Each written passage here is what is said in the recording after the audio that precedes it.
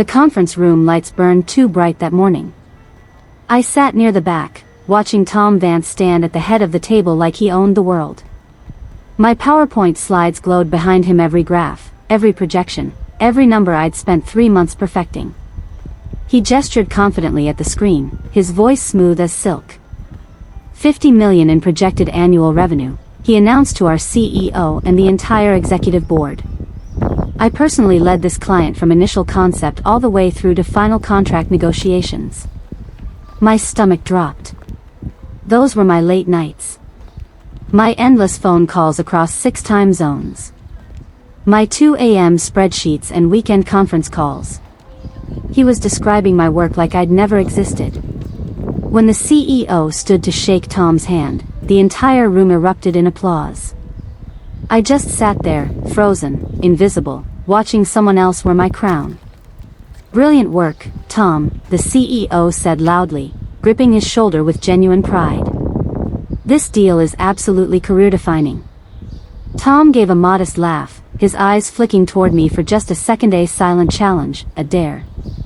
On the large screen, our client's face appeared via video call from London. Marcus Blackwell, CEO of Titan Energy Solutions, smiled politely. "Very impressive presentation," he said in his crisp British accent. "Let's finalize everything in person next week. But before we sign anything, I'll need a private review session with your lead negotiator." Tom's smile widened. "Of course, Marcus. I'll handle that review personally." My pulse hammered in my ears. Lead negotiator. That was me. That had always been me. And with one smooth sentence, Tom had erased me completely. "Excuse me," I tried to speak, my voice coming out thin and shaky. "I believe the client is referring to," Tom turned sharply, his expression cold. "Lauren, not now."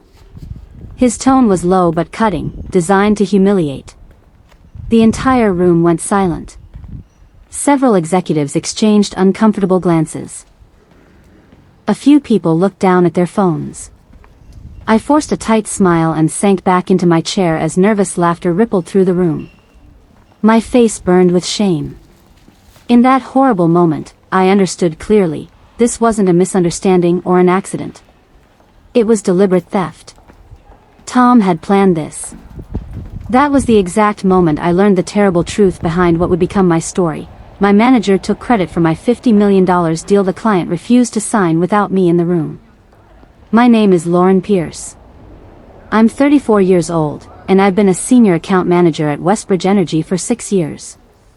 For the past 3 months, I've been building the Titan Energy deal from absolutely nothing, chasing a massive European renewable conglomerate through impossible time zones, endless late-night video calls, language barriers, and complex regulatory requirements. I'd done everything quietly and methodically, without fanfare or complaints. And that's exactly why Tom Vance saw me as disposable. He was everything I wasn't: loud, political, always moving around the office without actually moving anything forward. Tom was 42, charming when he needed to be, ruthless when nobody was watching.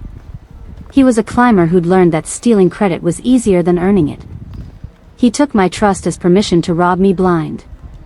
Looking back now, I should have seen the warning signs much earlier.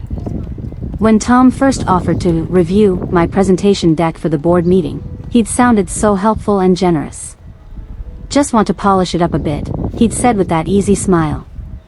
"You've done truly outstanding work, Lauren. Let me make sure it shines." I'd trusted him completely. I handed over the file that same evening without a second thought. By the next morning, my name had been stripped from every single slide. I didn't even realize what had happened until Tom plugged in his own laptop in front of the entire board. It wasn't my version of the presentation he was using. As applause filled that conference room, I sat there in shock, wondering how someone could steal not just your work but your entire professional moment and look proud doing it. The meeting finally ended after what felt like hours. People poured out of the conference room like nothing monumental had just happened. Tom waited until the hallway had mostly cleared, then leaned close to me by the elevator bank. His expensive cologne hit me first, sharp and synthetic, almost suffocating. "Don't make this messy, Lauren," he murmured quietly, smiling just enough that any security cameras would only catch what looked like friendly team harmony. "You'll get proper credit later, I promise. Just be patient." The elevator doors slid open with a soft chime. He stepped inside without another glance back, leaving me standing there alone. I stared at my reflection in the closing metal doors, a woman who had just watched her entire professional future get hijacked in broad daylight, and nobody had even noticed enough to care. That night, I couldn't sleep at all. I sat on my apartment couch at 2 in the morning, still wearing my work clothes, laptop open, the screen's glow burning my tired eyes. My inbox suddenly pinged with a new message. The sender made my heart skip. Marcus Blackwell, Titan Energy Solutions. The subject line read, "Next steps, excellent work today." I clicked it immediately, expecting some generic praise directed at Tom. But instead, the message read, "Lauren, I'd like to schedule a direct follow-up call with you specifically. You clearly understand our infrastructure needs and sustainability targets better than anyone else I've spoken with." My breath caught in my throat. He remembered me. He'd seen through Tom's performance. In one simple sentence, the crushing humiliation cracked open slightly and real hope poured through. I hovered my cursor over the forward button for nearly 10 minutes. The safe, professional move would be sending Marcus's email directly to Tom, letting him handle everything, staying the quiet team player I'd always been. But my hand refused to move. Tom had already taken everything from me: my credit, my voice, my dignity, my professional reputation. This time, I absolutely would not let him take control of the next move as well. I hit reply instead, typing directly to Marcus, "I'd be happy to discuss our partnership anytime that works best for your schedule." Short, polite, completely professional. Then I closed my laptop, my heart pounding like I'd just committed some terrible crime. But it wasn't a crime at all. It was simply my job finally being done on my own terms. Tom strutted through the office the next morning like a peacock, expensive coffee in one hand, fake humility dripping from every word. "I truly couldn't have done this without my amazing team," he announced loudly in the main corridor where everyone could hear. Lauren especially provided fantastic admin support throughout the entire process. Admin support. Those two words made my blood boil. I smiled back at him politely, nodded once, and kept walking toward my desk without saying a word. I'd learned something absolutely vital, and that humiliating moment: rage makes you sloppy and emotional, but silence makes you genuinely dangerous. Tom thought I was quietly licking my wounds in some corner. He had no idea I was actually sharpening my strategy and preparing for war. The next client call was scheduled for Thursday afternoon. Tom insisted on leading it personally, of course. Marcus started asking detailed questions about European solar tax credits under the new policy proposals, a complex subject Tom clearly hadn't bothered reading about. "Well," Tom stammered, suddenly looking uncomfortable, "as Lauren can probably explain better." I smoothly stepped in, explaining everything in calm, precise detail, referencing specific financial projections and regulatory case studies that only I had actually prepared. Marcus's tone noticeably softened. "Yes, exactly as you explained during our Madrid meeting, Lauren.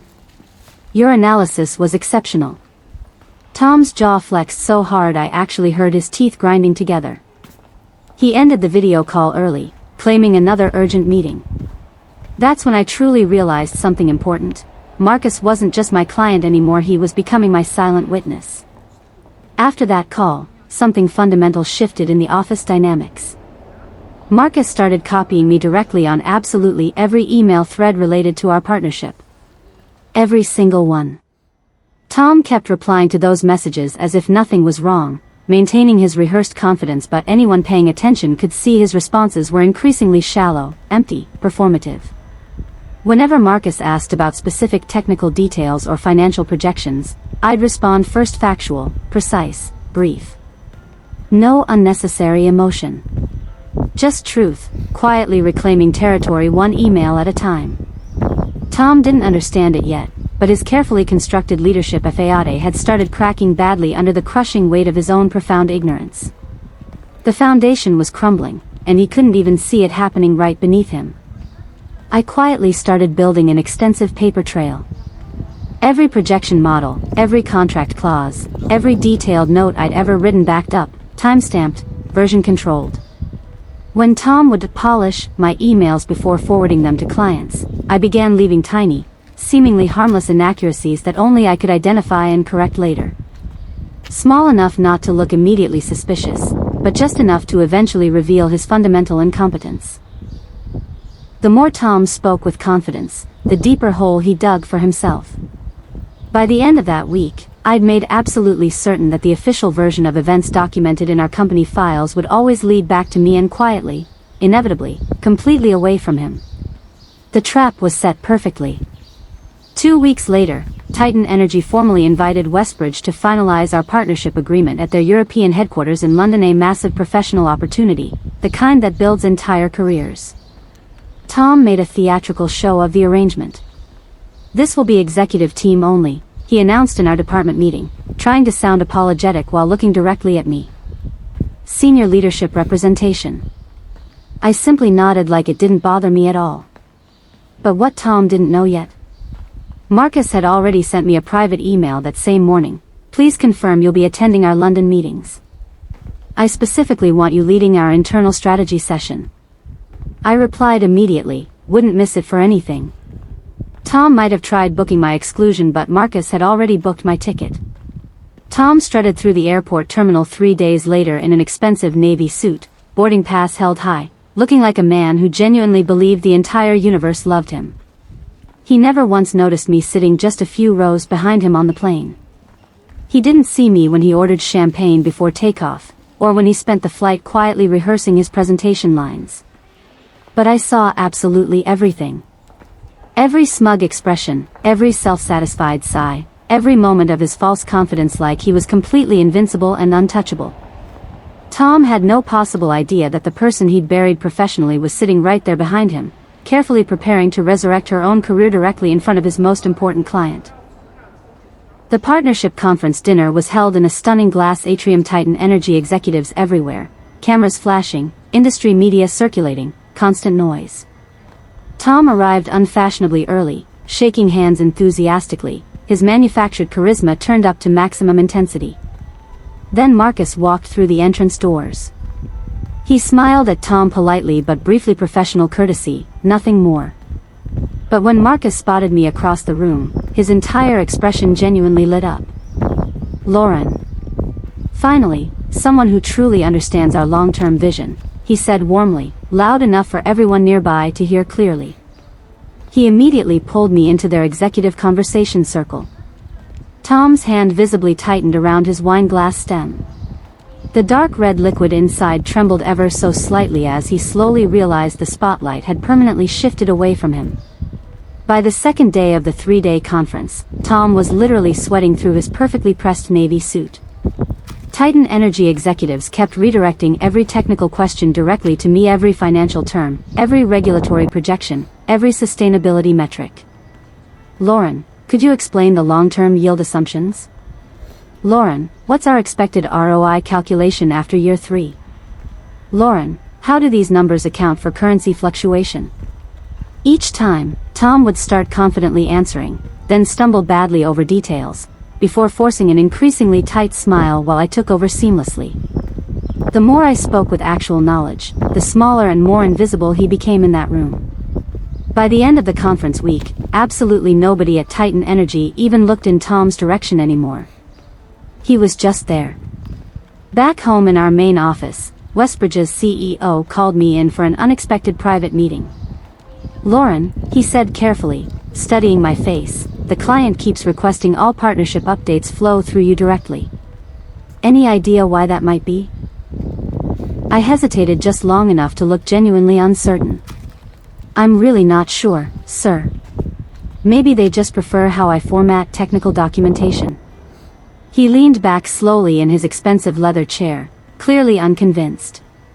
"Tom mentioned you might be trying to undercut his leadership position." My expression stayed perfectly calm and steady. "I think the client simply appreciates accuracy and responsiveness." The CEO nodded slowly, still watching me closely. "Keep me personally posted on this situation." Tom had planted a seed of suspicion about me, but it was already growing right back toward him instead. 1 week later, corporate compliance suddenly requested all documentation related to the entire Titan Energy Partnership, standard regulatory review, they called it officially. Tom completely panicked. I watched him pacing frantically in his glass office, yanking at his tie, making desperate phone calls.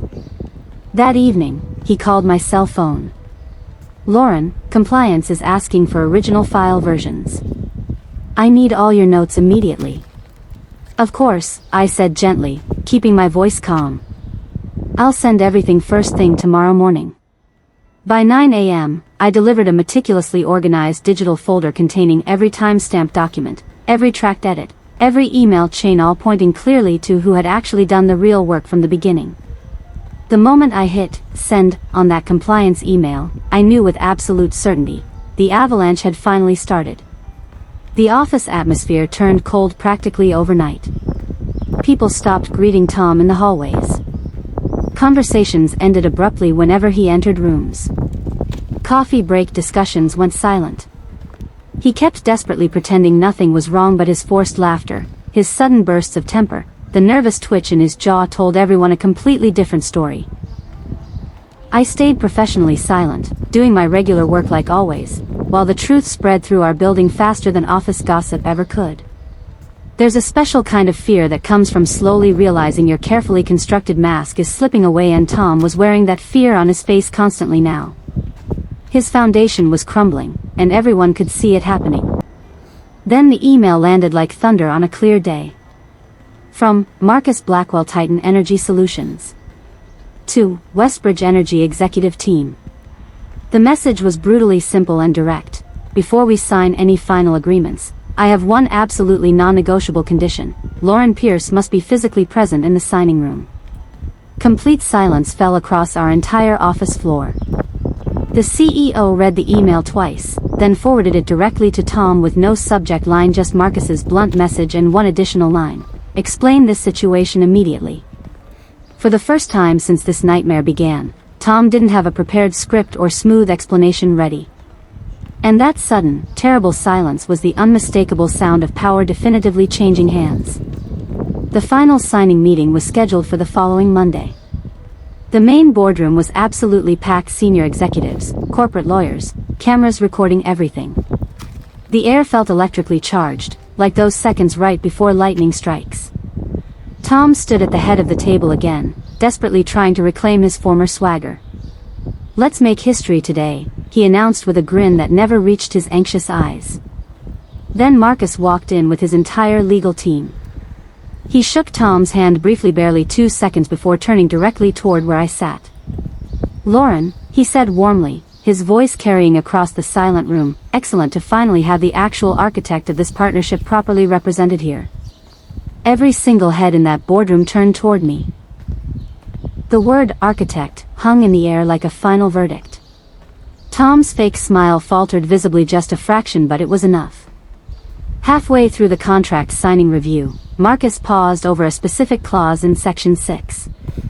"Tom," he said lightly but pointedly, "could you walk us through this section? The profit adjustment formula seems complex." Tom laughed, but it sounded forced and hollow. "Well, that's fairly straightforward financial modeling," he guessed. "Completely wrong." Marcus's friendly expression hardened noticeably. "That's not what the actual contract states. Lauren, would you correct this?" I met his eyes steadily. "The adjustment specifically accounts for renewable energy output variability under European subsidy structures. That's detailed in Section 6, Paragraph 4. Uncomfortable murmurs rippled through the packed boardroom. Marcus closed his contract folder very slowly and deliberately. "Strange, Tom.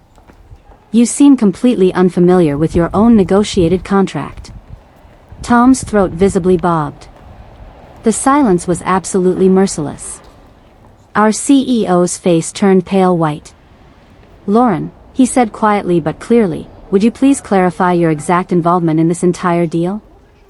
I calmly opened the folder I'd brought, every timestamped document, every email chain, every tracked edit. I personally negotiated every contract clause, drafted every financial model, and managed all correspondence with Titan Energy. Mr. Vance's role was limited to final presentation delivery. Tom lunged forward desperately. "She's lying, this is completely," Marcus's voice cut through the room like a sharp blade. "No, Tom. You are lying. We have every email. Every recorded call. Every document." Our CEO exhaled slowly, long, deep, final. "Tom, please step outside immediately." Tom didn't move at first. He just stared directly at me, shock and hatred hollowing him out completely. Then he walked out of that boardroom, without his swagger, without his reputation, without his job. The deal officially closed that same afternoon. Titan Energy signed everything, and genuine applause filled the boardroom again, but this time, it wasn't hollow or misdirected. Our CEO turned to me with obvious respect. "Lauren, you didn't just save this partnership, you possibly saved our entire company's reputation." I nodded calmly, maintaining my professional composure. "I just did my job properly, sir." He smiled, quietly thoughtful. "Maybe it's time you did that job somewhere you're actually appreciated and respected." 2 weeks later, I formally handed in my resignation letter. Ion letter. Tom's name had already been completely scrubbed from every internal memo and company directory. I didn't stay around for the office gossip or speculation. I simply walked out the same way I'd sat through my public humiliation, quietly, with dignity intact. 6 months later, I found myself back in a beautiful glass-walled office, but this time, overlooking the Thames River in London, not downtown Seattle. Marcus sat across from me, grinning broadly. "Vice President of Strategic Partnerships," he said warmly, sliding the formal contract toward me. "Triple your previous salary. Complete operational autonomy. Real respect." I signed without any hesitation whatsoever. He raised his glass in a toast. "To people who build their own tables instead of begging for seats at someone else's." I smiled genuinely for the first time in months. Because the truth was actually simple, I never really needed revenge at all. Just recognition. Just fairness. Just the credit I'd earned. That's the crucial difference between being truly seen and being dangerously underestimated by people who should know better.